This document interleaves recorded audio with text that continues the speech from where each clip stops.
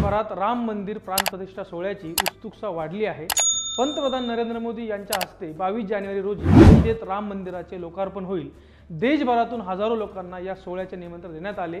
कारसेवक आणि त्यांचे कुटुंबीय, हजारो साधू संत, सेलिब्रिटी, क्रीडापटू आणि महत्त्वाच्या व्यक्तींना निमंत्रण गेले। असे असले तरी भारतातील 4 मठांच्या 4 शंकराचार्यांनी राम मंदिर प्राणप्रतिष्ठा सोहळ्याला उपस्थित राहणार नसल्याचे सांगितले आहे। त्याची कारणे त्यांच्याकडून देण्यात आली। हिंदू धर्मात शंकराचार्य यांचे पद महत्त्वाचे मानले जाते। तरी शंकराचार्य म्हणजे कोण याबाबत आपण ह्या व्हिडिओमध्ये सविस्तर जाणून घेऊ। त्याआधी आपल्या चॅनलला सबस्क्राइब करा आणि लगेच हा व्हिडिओ लाईक करा। आद्य शंकराचार्यांनी सुरू केलेली परंपरा हिंदू धर्माच्या मान्यतेनुसार आद्य शंकराचार्यांनी इसवी सन 788 ते 820 या काळात मठांची आणि मठाधिपती किंवा मठाधीश परंपरेची सुरुवात केली। सामान्यांना आध्यात्मिक मार्गदर्शन मिळावे आणि धर्म जोपासला जावा यासाठी आद्य शंकराचार्यांनी भारताच्या 4 दिशांना 4 पीठांची स्थापना केली। आद्य शंकराचार्यानंतर या 4 मठाधिपतींना शंकराचार्य संबोधले जाऊ लागले। माजी पंतप्रधान पंडित नेहरूंनी डिस्कवरी ऑफ इंडिया या ग्रंथात लिहिले की आद्य शंकराचार्यांनी नाना प्रकारच्या मतमतांतरांनी त्रस्त झालेल्या भारतीय लोकांत समन्वय साधून भारतीय मनाला भेदामध्ये अभेद पाहण्याची शिकवण दिली। आपल्या अद्वैत सिद्धांताच्या द्वारे ही शिकवण भारतीयांच्या अंगी बाणवण्याचा त्यांनी महान प्रयत्न केला। आता मठ किंवा पीठ म्हणजे काय हा एक मोठा प्रश्न। आद्य शंकराचार्य यांना केवळ 32 वर्षांचे आयुष्य लाभले होते। या अल्प काळात त्यांनी हजारो वर्षे प्रभाव टाकणारे धर्मकार्य केले।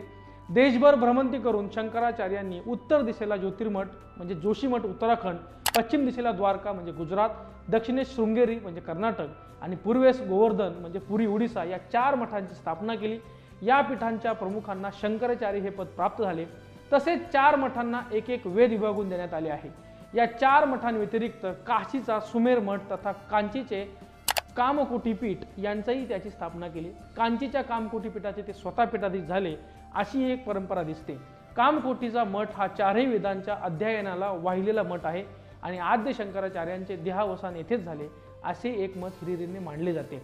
संस्कृतमध्ये पीठ या शब्दाला मठ असेही म्हटले जाते। हा शब्द लोकांमध्ये अधिक प्रचलित आहे।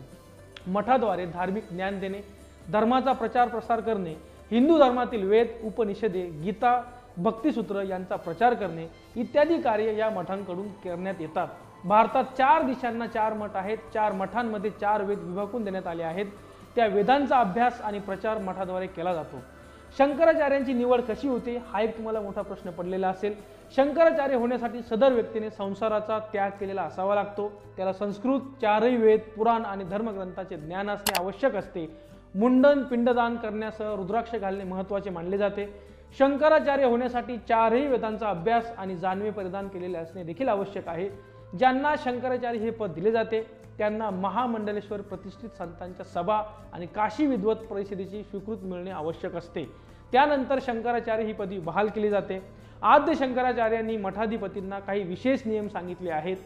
सर्व पीठाधीशांनी आपली कार्य पार पडत असताना वृत्ती निस्पृह ठेवावी, इतरांच्या कार्यात ढवळाढवळ करू नये, वृत्ती सदैव क्षमाशील ठेवावी, ऐतिहासिक घटनांना मार्गदर्शक तत्व समजून व्यवहारात शास्त्राद्वारे सुलभता आणण्याचा प्रयत्न करावा, दर कुंभमेळ्याच्या निमित्ताने एकत्र येऊन विचारांची देवाणघेवाण करावी अशी माहिती जगद्गुरू श्रीमद आद्य शंकराचार्य या छोटे कहाणी पुस्तकात लेखक अविनाश नागरकर यांनी दिली आहे। सध्या 4 शंकराचार्य कोण आहेत हे आपण बघू। बद्रीनाथ ज्योतिर्मठ म्हणजे जोशीमठ या ठिकाणी अथर्ववेद आहे। शंकराचार्य स्वामी अविमुक्तेश्वरानंद सरस्वती आहेत। शृंगेरी शारदापीठ शंकराचार्य स्वामी भारतीकृष्ण तीर्थ आहेत। द्वारकापीठ म्हणजे गुजरात या ठिकाणी सामवेद आहे, त्या ठिकाणी शंकराचार्य स्वामी सदानंद सरस्वती आहेत। पुरी गोवर्धन पीठ म्हणजे ओडिसा येथील ऋग्वेद आहेत, त्या ठिकाणी शंकराचार्य स्वामी निशिलानंद सरस्वती हे आहेत। आता शंकराचार्यांचा संबंध कुठून आला? राम मंदिर उद्घाटनेला तुम्हाला निमंत्रण मिळालं, तुम्ही जाणार का असा प्रश्न शंकराचार्यांना विचारल्यानंतर त्यांनी उत्तर दिलं की नरेंद्र मोदी पंतप्रधान यांच्या हस्ते त्या ठिकाणी प्राणप्रतिष्ठा होणार आहे, तर मी जाऊन तिथं टाळ्या वाजवू का? त्यानंतर राजकीय क्षेत्रातून किंवा राजकीय नेत्यांकडून वेगवेगळ्या प्रतिक्रिया उमटू लागल्या। त्यात केंद्रीय मंत्री नारायण राणे यांनी शंकराचार्यांचं हिंदू धर्मासाठी योगदान काय आहे असा प्रश्न विचारला। हा सोहळा भारतीय जनता पक्ष किंवा एका कोण्या पक्षाचा नसून हा पूर्ण देशाचा सोहळा आहे असे नारायण राणे म्हटले। तर शंकराचार्य विरुद्ध नरेंद्र मोदी हा वाद उफाळून आला। आता प्रेक्षकांनो तुम्हाला काय वाटतं? नरेंद्र मोदी हे भारताचे पंतप्रधान हे पद आहे म्हणून ती व्यक्ती राम मंदिराचं उद्घाटन येणाऱ्या 22 जानेवारीला प्राणप्रतिष्ठा करून ते करणार आहे। त्या व्यतिरिक्त हिंदू धर्मातील मानाचं पद असलेले शंकराचार्य आम्ही तिथे येऊन टाळ्या वाजू का किंवा आम्ही येणार नाही। आणि त्यांच्याकडून असा एक आरोप करण्यात येतोय की राम मंदिराचं काम पूर्ण झालेलं नाही, ज्या ठिकाणी काम अपूर्ण असतं त्या ठिकाणी देवाची मूर्ती प्रस्थापित करणे, देवाची प्राण प्रतिष्ठा करणे हे देखील चुकीचं आहे। त्यांनी अनेक उदाहरणं देऊन हे सांगितलं। तर आता नरेंद्र मोदी आणि शंकराचार्य या वादात तुम्हाला कोण बरोबर वाटतंय ते नक्की आम्हाला कमेंट बॉक्समध्ये सांगा। ह्या व्हिडिओमध्ये इथेच थांबू। हा व्हिडिओ तुम्हाला आवडला असल्यास तो लाईक करा, आपल्या रोकठोक मराठी या चॅनलला सबस्क्राईब करा, व्हिडिओ लाईक करा आणि सोबत जे बेल आयकॉन दिसतंय ते प्रेस करा, त्यामुळे येणारे नवीन व्हिडिओ तुमच्यापर्यंत लवकर पोहोचतील।